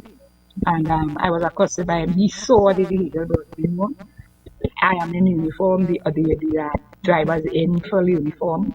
And he said, so it was almost late into the night, around 9 p.m. after 10 o'clock. He said, so he stood in front of the door. The driver and driver already just moved. I walked up the stairs and he's in front of the door. So I am thinking he's there to assist me with my bag. And he accosts me and he says, so will you come out this hour? And I'm so tired because I already worked my full shift and then to work extra 5 hours. And I just said, boy, move in front of me this hour the night now, man. Let me sit down at least. I'll take off my shoes and then we could talk about it. And like that was the mistake I made. All I remember, he placed his hand. Now I have my bag on my shoulder still. I'm in full uniform. I haven't taken off my shoe yet. So I got tried to rest in my bag. There was a chair in the gallery area. I rest my bag on the chair and just about to bend down to take off my shoes, and I remember him putting his hand around my neck and choking me. And I'm tired, I'm frustrated, I'm hungry, I just want to take a bath, I just want to unwind, and you come, you even wait until I reach inside. I said no. In my mind, I was like, no, you really are doing this. And I turned, and with that anger, thinking that we overcome this, with that anger, I remember striking him with every piece of string that was within me straight to his face. He was of a lighter complexion than I am. And he held his face and he let go of me and he held his face and he ran into the room bawling like somebody, it's like somebody hit him a blow to the head. And I didn't feel no remorse. I said, well, you're wrong because I told you already, don't raise your hands for me. You don't know I get this big. And if there's where you want to continue, well, anytime you raise your hand, well, it will be fist to fist. That's what I told him. Where were the children at the time? They were asleep. They were asleep. So so I went into the house finally, as if I was going to the house, and I took a bath. I had something to eat. I said nothing to him. He said nothing to me. It was very awkward, but I had to sleep it when I opened because I said, what if during the night this man comes to attack me at this hour? I don't have a way to go. I have to work in the morning. Please God, So I went to sleep. Was there any blood? Did he get any cuts or blood or anything from your response? I didn't know at that night. So the next morning when I got up, I did not go to work. I didn't go to work because he would help in the preparation of my children for school, and because I didn't want that, there are times when I would have to leave before and the car would come and pick them up. I didn't want to leave them there, and I didn't want that. So I didn't go to work that day.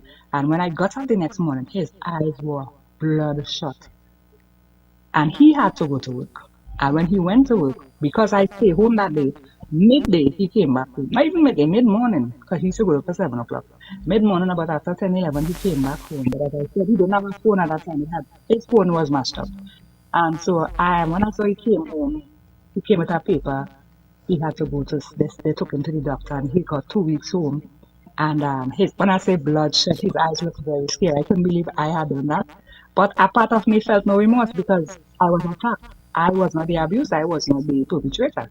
I was attacked. So I defended myself, and in the midst of me defending myself, he was injured. So I didn't feel no type of way. He said, so you see what you do to me? I can't go to work for 2 weeks again because I can't face sunlight or anything. I said, well, now you would know, don't raise your hands to me. And that was the second episode of him. But another one of the episodes that I remember, because it was quite some years ago, that another one of the episodes that I experienced with him where he hit me. Where we fought, I would say, because he hit me and I reacted and we For ended the up in a same reasons? same reason, insecurity. No. Thinking that You would think that after the first time, the second time, he realizes that you're not about to be physically threatened, right? You're going to fight back. He didn't learn his lesson, but by then, after the second, I would think, and I mean, you had to seek medical attention after the second time. Why do you think he didn't learn his lesson? I think he, in his mind, he was trying to intimidate me to that point where I would give in.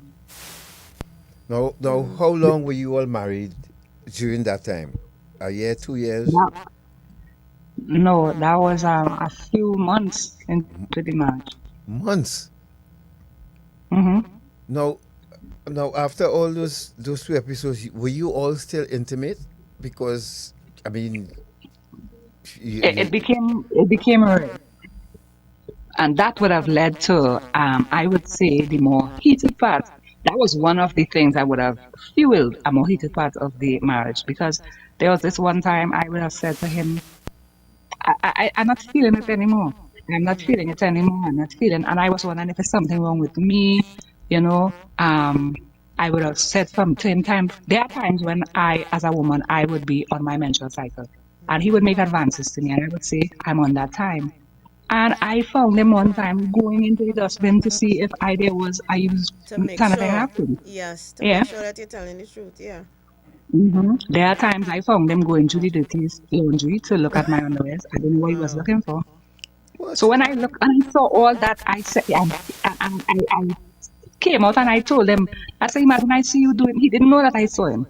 I said, imagine, I am telling you, I'm tired, I'm not feeling it because, as I said, my schedule became very hectic.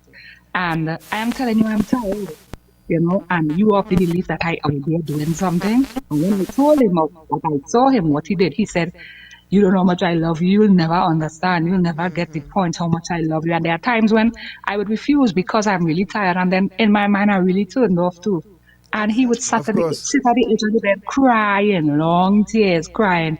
You're my wife and I cannot even touch you. What is this? I'm crying, and you see, I'm looking at him and the veins on his neck is swollen, and but what is this? Something is wrong with you.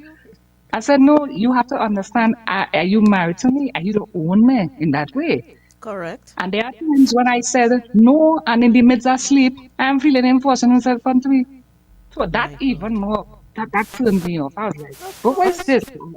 Prison?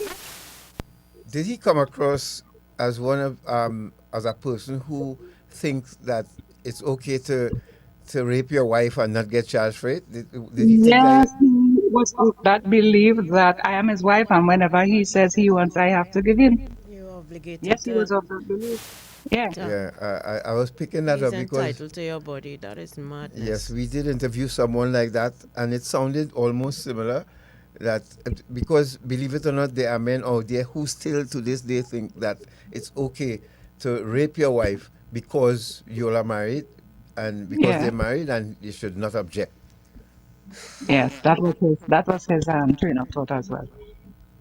Wow. So, and did you find your mom at that time, look, this is what you're experiencing, or you just went through this alone? No, I did not confide in my mother still. I went through it alone. I did not tell anybody. One person on the outside of my circle noticed at this point, which was my lecturer. But at that point in time, she didn't say anything to me to state that she noticed anything, but she'd always ask me, you okay? How is home? How are the children? How is your studies coming on? And she'd always ask that. Until later, I learned why she was asking that. So you still had your sight, and when you had your sight, where you could have seen what was going on and pack your things and leave. Yeah. You lost your sight. No, Yes, this I is did. after how many encounters, after how many fights you all had, and how did it start to affect the children? Let's talk about that for a minute before you go into that part. How did the children fear? Because by now they would have seen all these fights and arguments and all of that, right? Most times, no, they wouldn't see, but they would hear us because most times we'd be in our bedroom, so they would hear us. Right. Yes. And at one point, my son, he was about 6 going on 7, he displayed that fear of my ex-husband to me, and I felt troubled. I said, I wonder where this is coming from because though him and I, my ex-husband and I would have a lot of arguments and stuff, he would be that person that whenever I finish work, as I said, from work, I'd have to go to class. So I'd come home and prepare a meal for my children, and then I would get ready to go to class. There are times when I come home and meal is already prepared. There are times when I had to leave from work and go straight to class because of time. Sometimes when we would have we would have a project to do. I would have to, it was very time consuming. So there are times when I said from work straight to class and stuff. And he would fill in. And although we had our rift in our marriage, in my eyes, it didn't seem to me, it didn't occur to me that it was affecting my children because he didn't show them or they didn't communicate to me that they felt that type of way until that day when my son, he literally said there was something that he did, and I said, you know what, you have to be scolded for this. And I said, when his father come home, I will let he deal with him. He screamed. He said, no, mommy, you deal with me. If you have to beat me, beat me. Rather, you deal with me. I said, what? Why? No, he wicked. And you see that he had a scar on his forehead. That's where he said he had gotten that at that time. But when he took stitches, the scar was that of a cross. So my son feared he because of that, and I didn't even know. My son said, he wicked. You didn't see that cross on his forehead? No, mommy, you beat me. If you had to beat me, beat me. Whatever you had to do, you do. At 7 years old, and I said, nah, so this can't be right. Wow. But did he ever participate, your ex-husband, that is, in the disciplining of the children? No.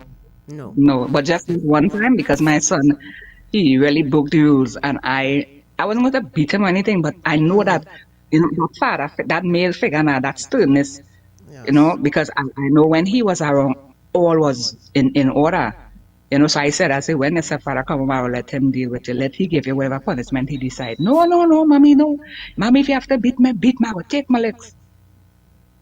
And so that's when I kind of rub my eyes at, nah, something is straight. This child is 7 years old. So, okay, could you tell us now about that incident that left you blind? What do you remember about that day and the moments immediately after? I remember it as if it were yesterday because this is a moment in my life that has changed my life forever. So it was a holiday, and the job that where I worked, I would not work on a public holiday. It was the 24th of September. It was Republic Day, and he had to work. And that morning, so I know it is a holiday, so I sleeping in late. Children don't have to go to school and everything, so I sleeping in late. Usually by 5 o'clock, I am up, 5 a.m. But that day, a little after 5, I now starting to feel the coziness of my sleep. I was awoken, he shook me violently, hey, get up. So I what's going on? If it was an emergency with one of the children, because they had their own homes and stuff. If it was an emergency with one of the children, I didn't think he would have approached me in that manner. So he woke me up, shocked me, get up. He had my phone in his hand. Who is this? I said, look, I didn't even look. I didn't even turn to pay attention to what he was referring to on my phone. I said, boy, when son come up, let me deal with that, my man. What is wrong with you? Casually, and I brushed him off and I went back to lie down because, I'm so glad to get the extra rest. Right. And within seconds, I felt a blow to my head on the left side of my head, like the jaw there, my left jaw. I felt a blow to my face, and instantaneously, my mouth filled with some warmth, this gushing warmth in my mouth. And when I flew up off the bed, I got up kind of, in a trance, kind of like, what is this? I felt as if it was a dream. And he's standing there in his boxer shorts alone. And when I remember it clearly, I had on a light blue t-shirt. That's what I went to bed in. So when I spewed out what was in my mouth, I realized it's blood. And I passed my tongue. I feel in little things in my mouth. I spewed it out. I realized it's some of my teeth. When I passed my tongue, I felt my gum. And I looked at and I'm screaming. That episode, my children got up because I'm in the hour of the morning. And I'm screaming. And they got up. And when they came out, I remember my daughter, 4 years old, came and said, what happened to mommy t-shirt? The front of my t-shirt was soaked with blood. And I didn't even have I didn't know what happened after. I think I charged at him, but all I know in the aftermath, when I passed my tongue, I realized 3 of my teeth came out. 2 came out. One was almost loose, but it had burst through my upper lip on the left side, burst through the flesh. So my teeth was piercing through my lip. And I told him, I said, leave. I hear my children screaming. I said, no, I said, leave. And he grabbed up his things. Well, as I said, he was in a boxer shorts. He grabbed up his things and he went out there. And then, this is the occasion when I called my mother. Because I said, no, well, I have nowhere, so I'll have to go home. But I can't just show up in front of my mom with this. I called at that moment after 5 in the morning and I told her what was going on. And my mother erupted. I've never heard my mother carry on like that. She said, put him on the phone. I put the phone on speaker. I said, I don't want him nowhere near me. I put the phone on speaker. And she said, why you hit my child? When he's looking for excuse. She talking with this next man and I went to, and my mother repeated, why you hit my daughter? And he continued to look for excuse. He said, listen to me. If you know what good for you. And by the time he was out of the house, she asked me, she said, so how are you going to deal with this? I said, well, I have to go to the hospital. I said, because if you see what this man do to my mouth, all the time I talking to him, my teeth is protruding through my lip. I said, if you see what he do to me. Did he hit you with an object or was no, it his fist. His fist? That is yes. rage. Wow. That is rage, sister. That is rage. So who took you to the hospital?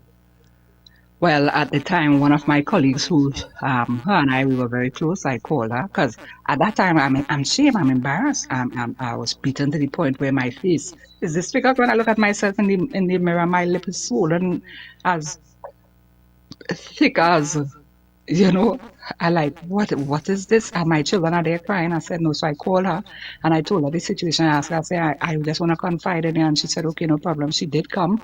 She came at a car. She took the children. She took me to the hospital. And while I was there in the hospital, she kept my children. And I was seen. I was treated. I was told that I'll have to do a minor surgery. I did stitches to my upper lip. I think 7 or 8 stitches. And they had to remove the other loose teeth that had protruded through my flesh of my upper lip. And they moved it, and they and then they would have, well, they treated it and they dressed it and stuff. And because it's missing my mouth, I mean, we could not have eaten. I could not have. I had to consume only liquids. Yeah. So and that was a very difficult period for me. So did at any point while you were being treated and recovering from this injury, did you interact with him at all? Yeah, he tried many times to reach out to me, telling me he's sorry. He even sent one of his cousins to try to coax me in, and his cousin is telling me that her husband used to beat her all in the streets in town, and she's still with him. I said, darling, that's your choice. I am not you. I ain't not letting no man do this to me and come back here to do what I said. No, all they gotta come back and pick up your body, and that's not what I want. I want to be loved. I am tough on the outside, but I am a lady inside. I want to be loved. I want to hug my husband. I don't want to be, gladiator. I don't want to be fighting, and my children saw this, and she's trying to convince me, it has happened, and the marriage is still young, and the magistrate will not give you all. I say, well, you watch me. Wow. Yeah, she told me because the marriage was still young, I will not get a divorce, I'll only get an annulment. As well, you watch me work. So did you pursue any legal action against him? At that point in time, no, but we were separated. No. if that wasn't bad enough, something else happened for you to realize that this was a beast in human form you were dealing with. We'll get to that in a moment. How did you? What was your road to recovery like? Because now you had to get time off, and then you wanted to advance your life, right?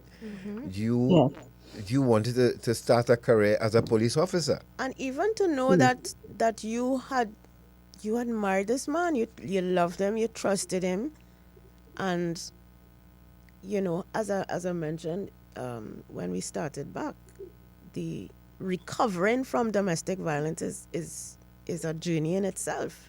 Just to know that this person could hurt you physically, despite the fact that you're husband and wife, and there's no, how did you go through that recovery, a physical recovery and emotional recovery after that incident? Well, it was tough.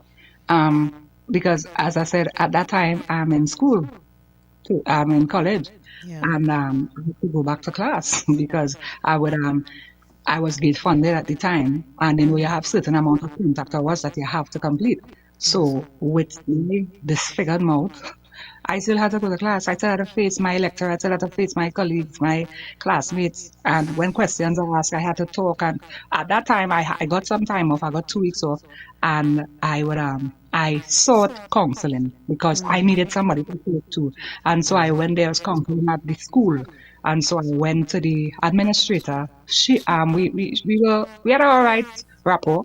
And I went to her and I explained to her what happened, and she contacted the head office, and the school do offer counseling and guidance and stuff for these situations. And so I was fortunate enough to meet the counselor. She's a social worker as well. She was very, very, she was a mother-like. So what I couldn't open up and tell my mother, I was able to tell her. And there is when that lecturer that I said we had formed a good communication, this is when she opened it to me. Because at that point, I would have already written the end of year exams for my certificate level, and I graduated third. I placed third, in the entire class. And when she saw the ability in me, she encouraged me to go on and do another course, and then I went and I did public relations and marketing. So in the midst of me doing that course, that when all this took place, so I had to reach out to her, because there are times when she wasn't seeing me, so I had to reach out to her, and I told her, what had happened, and I went to administration, and they had put me onto the counselor and stuff. And that woman told me, she said, the first time I met you, when you had recently married and you introduced me to that man, she said, I saw something in that man. I said, no, you don't deserve this. She said, but I didn't want to tell you anything because you're newly married, and I didn't want to be that one to daunt your spirit at the time. And I said, well, I remember that encounter. So I said, well, okay. And we became even more close, and she gave me the encouragement. And during that recovery, I had to go back to work. And now I'm missing teeth because my gum had to heal before I did any corrective. Right. So I had to wait for the gum to heal. So I had to go to work with this big gap in my mouth. And so I would speak less. But my boss, I would have told him what had happened. I even had to make up a lie because there are some who didn't really know. And I said, at the time there was an accident in an area where it was prevalent to have accidents on that corner. And there was one recent, and I lied and I said I was in that accident, and that's how I lost my teeth. Wow. Because they knew him. So I was ashamed. I would always, he would parade me as if, we were this perfect couple. Yes. And then to find people have to endure and live through this in the public.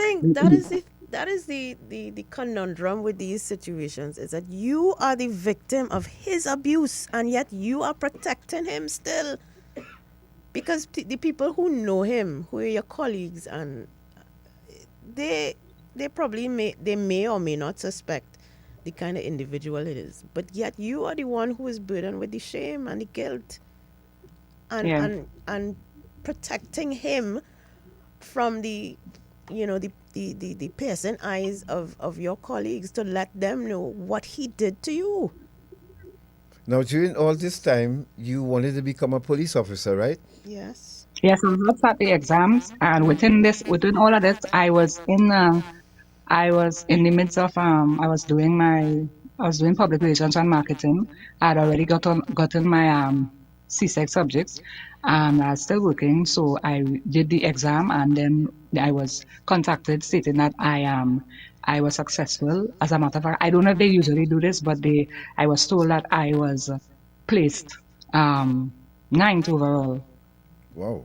I finished in the first 100. So I was looking forward. I said, yes, this is more my dream job. You know, I would always hear people telling me, you know, you had the real figure, you had the look, you had the tenacity to become a police officer. And I was so proud of myself. I called my mother and I told her that of my achievements. And, you know, so at that point in time when this had happened, when I received this injury, I continued, you know, I continued to follow up in the outpatient clinic at this time because when they saw me and they did the surgery and stuff, I had to revisit the clinic for a time for them to change dressing and stuff. And when that was finished, they didn't see the need for me to join any other clinic. And so I continued my life. I was able to graduate at the college. I graduated top of my class when I did the public relations and marketing. And when I gave my speech, you know, my lecturer, she made me realize at that point in time, because I started to feel so low. So on the outward, the outside, I was going about normal, feeling like, look, it looked as if I had recovered, but within, I started to feel so low, like, what's the sense of all of this, you know? And at that graduation ceremony, when I gave that my valedictorian speech, she encouraged me openly, and you know, that she was so proud of meeting somebody like me and being proud of my journey and all of that, and that gave me some strength. It was like fuel to my engine, and I said, you know what, I have some people that on my side. And then not too long after, as I said, I continued working and all of that. So I said, okay, I will further my before that, I had an occupational safety and health. So I said, I'll go on now to diploma level because I would have done so good. I finished third in class in that year. That was a year course. So I continued. I wasn't able to graduate because the day for graduation, it was a miscommunication as to where the graduation was actually taking place and all of that. There was no problem on my behalf. And so I didn't get to graduate, but I was formally, I didn't get to attend the formal graduation ceremony, but I was able to advance to the diploma level. And I'm going to school and all of that, trying to get my life back on track. We are separated at this point, and so then I'd have to get caretakers to look after my children. And the phone that I had, I would have given it to my son at the point in time, so that when I'm at work, I could communicate with them, because there are times, because of the commanding, the hours were very commanding. There are times I have to leave home before they leave for school, because as I said, we had a change location, and so it was much further from where I worked. And so there were times I would leave home, prep their stuff. So I would call them, hey, everybody ready? Remember to get ready, all their dress, the car coming to pick all up. And so that's how I would have to communicate with them at that point in time. And that number, my husband knew that number. So he would continue to call that number. But I told my son, if he called, at no point in time, don't give him the number, my new number. But he would call from different numbers. So my son, he couldn't really keep track. So he would call and he would ask, where's mommy? So my son was saying, I'm going to work and stuff. And the caretaker, one day, she heard the conversation. He's asking, so where is which part? How you getting there? Where's the name of the area? What school are they? Could they change school and all of that? What school are they going to now? And she became, I guess she was fearful. And she said, well, she wouldn't be able to look after him because of that situation. So that created more trouble for me. And well, it was very trying. So I navigated my way through, and at the point in time, as I said, this is almost a year after. And then one day, I find my left eye started my vision getting dim. So I asked my husband, and I said, what's going on with my boy? I called my mother at the point in time, and I told her, I said, Mommy, I don't know what's going on, but I see a real dim in my left eye. Dim like if, well, I say, you know, when you're wearing a hat and the sun is out, and that shade over here, I said, that's how I see. And she said, well, go to the doctor. And I did. And the doctors looked at my eyes and they said that I had cataract. I had developed a cataract. And they started treating me for that. And that was 3 months later, I lose vision in that left eye. Around that same time, the police had contacted me for me to start doing that process of getting into the service. So here I am. I am now finally realizing my dream. But I say to myself, I say, I want I police because they would do I was told that they would do a physical. I say, I want that they would accept me like this boy. But I continued, I didn't say anything. And I went to the, while they were doing the background check, you know, the officer called me and he had certain questions from me and whatnot. And then I was told I had to go to I think it was the barracks at that time, and they sent me to a particular officer. But then when I got there, she said it was a mistake in communication. It's not her I'm supposed to see. But she saw me anyway, and she told me, okay, she took my information because my number had changed. So she took all that new information, and, you know, so I am there just awaiting that call, and I only praying that it happened before it get worse. Like that call comes in and I start training before, because I was of the belief that once I get in and I start the training, you know, I could open up to somebody. All these thoughts were flooding my mind. However, that call never came. And so as I say, 3 months later, total loss of vision in the left eye. I continued going to public clinic, that is, public health, sorry. And then as time go by, one of the doctors said to me, after a while, because all the strain is on your on your left eye, the right eye will now become, it will become harder because the right eye is doing all the work, so to speak. But that was nowhere in my foresight that I would lose my sight in both eyes. So I continued working, single parent, sending my children to school, and it was very difficult for me. And there was one day I wasn't well. I was at the hospital. I couldn't go to work that day. I was at the hospital, and whilst I'm at the hospital, a few days to that day, prior to that day, sorry, my children had asked me, they had sports in their school, and they asked me if they could stay back to practice. I said, no, because if they stay back, or they'll miss the bus. However, you know, children at times, all their other friends staying back in practice, and them can't do it, so they stayed back. And they did miss the bus, and darkness is coming in. And the police officers, the community patrol officers, saw them waiting on the side of the road that hour, even after 6. And they told them, well, they missed the bus and whatnot. They gave my information, my phone number and all of that. And the police contacted me and told me that my children are in their care. I am in the hospital at this point. I am not well. I had to discharge myself and go to the police. All this while you were blind? All this while you were blind? In one eye. In one eye, yeah.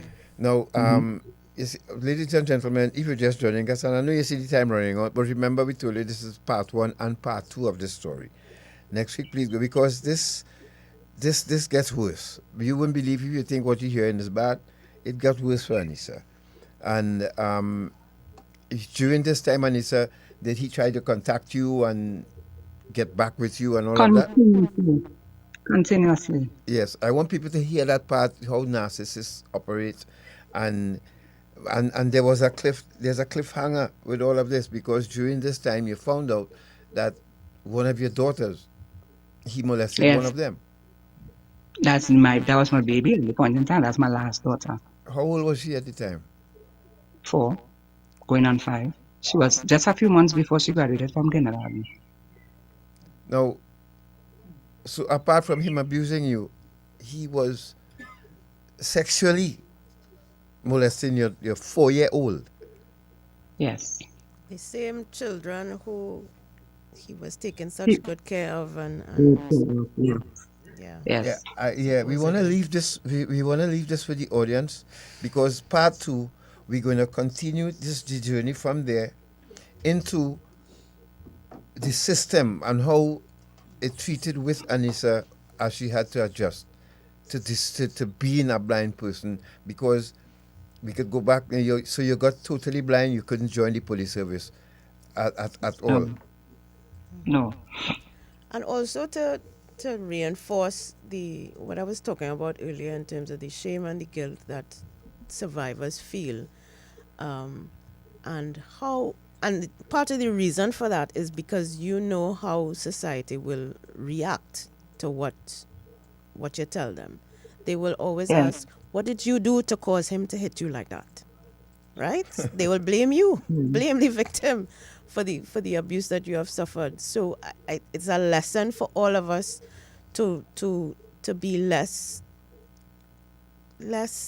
or more compassionate when it comes to these issues, because 9 times out of 10 or 9.9 times out of 10, the victim has done nothing to deserve what has happened to her or him.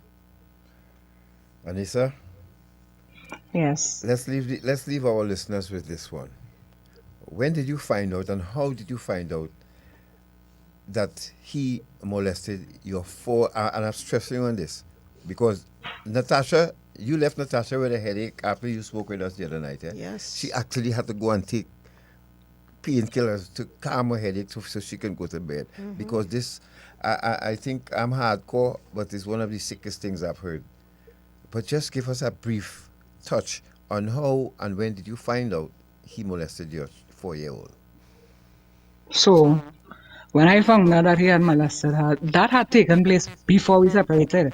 But I found out about it not after, no, just prior to that incident. But how it happened was that my daughter, she had a caretaker, and the caretaker would pick her up from school, and at times when I am unable to provide a transport to do so, sometimes I myself is unable to do so in a timely manner, so that not having her to remain at school, it's been kindergarten. So that caretaker, she would pick her up for me at times, and one day, normally when she pick her up, she would call me before she's close to my home, and she'd tell me, well, open the gate, she's on her way with her. But this time, she came, and she packed up, she didn't call, and she packed up in front of the house, and then she called me on the phone, she said, I'm outside. I said, okay, I'll come and open the gate. She said, no, I need to speak to you, I have something to tell you. I said, okay, so I am some achievements in school that she's so proud of and she wants to surprise me. That is my thought. So I got into the car and she says, have a seat. I seated. I said, no, they say no surprise. It's no achievement in school. And she said, tell your mommy what you told me. But they had an alias for him, so they had to call him by his nickname. And my daughter said, he touched me. Well, at that age, that the children have all kind of names in the private part. So she referred to it as by one of her funny names. She said, he touched me on the. I said, what? She said, yeah, he touched me. I said, where mean he touched it? He touched me on it. And he showed me 2 people and he phone fighting. I said, fighting, yes, but they were naked. No, at that time I understand I wasn't fighting. And she said, so, and and I am in awe, tears in my eyes, I went to storm out the car, and the caretaker said, who was a police officer at the time, she said, you don't do anything, we will take care of this, you don't while it, because when you oppose him and he knows that, he will run, and that would just cause, a more delay in dealing with him. So, she said to my daughter, that's not all, tell her the rest, and my daughter said to me, well, of course, I don't know. They had special names for the part. So she said, well, he was playing with his, and she called the name of what she would describe a private part as. And he was skating about, playing up a tune, and ketchup came out of it. No, she was trying to say mayonnaise. So at that point in time, I have an idea what she's speaking of, what he did. And then this woman is telling me, don't say anything. I said, this is like, you're trying to kill me.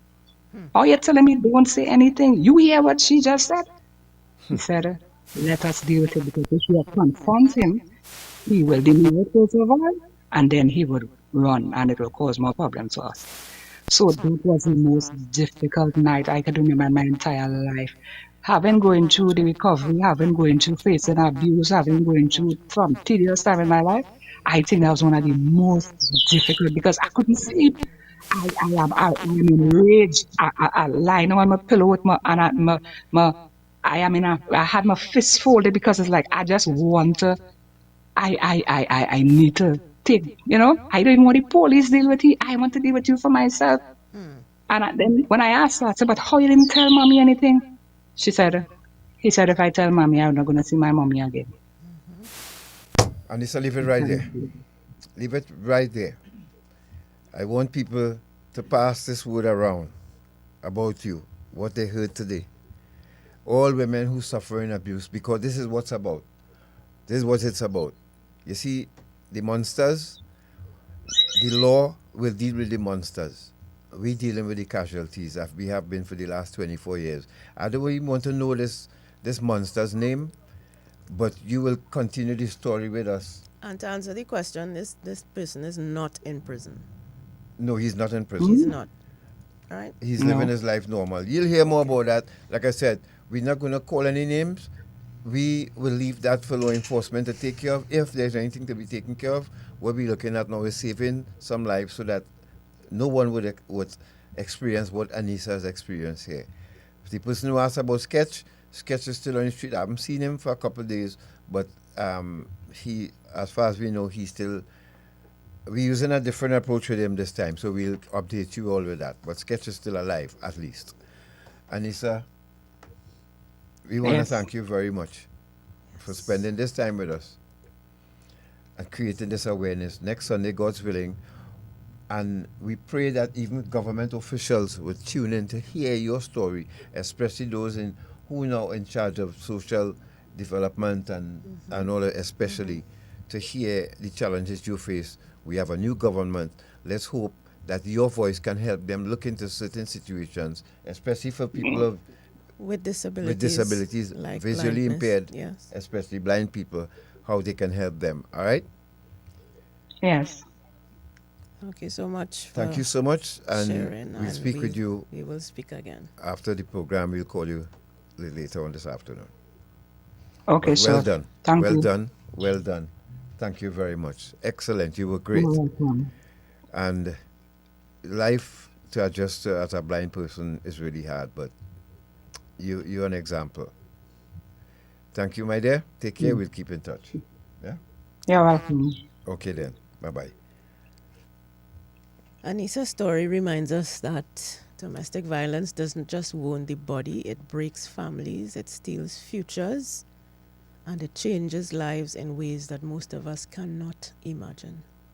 But it also shows that even in the darkest places, there's a way back, through courage, through faith, and through speaking out. And next Sunday, Aneesa will return to share another part of her journey, including more details about how her daughter also became a victim of her abuser and how together they've been finding their way towards healing. That's next week on Our Dependency. For now, we thank Aneesa for her honesty and strength, and we thank you for your patience, your support, and for listening. Join us again next Sunday from 10 a.m. to 12 noon right here on I-95.5 FM, live on the Our Dependency Facebook page and YouTube channel. And please, before you leave the YouTube and Facebook page, please drop a like. I see quite a few people on YouTube, but only 13 likes. So before you leave, just press the like button. All 100 plus of you, please. Yes. And we thank the Ministry of Homeland Security and, of course, Counter Trafficking Unit for giving us this opportunity to share these very precious moments with you. Take care. Happy Diwali to the brothers and sisters of the Hindu community. Happy Diwali to you all. Good afternoon. Take care. Good afternoon. Thank you, Tamika.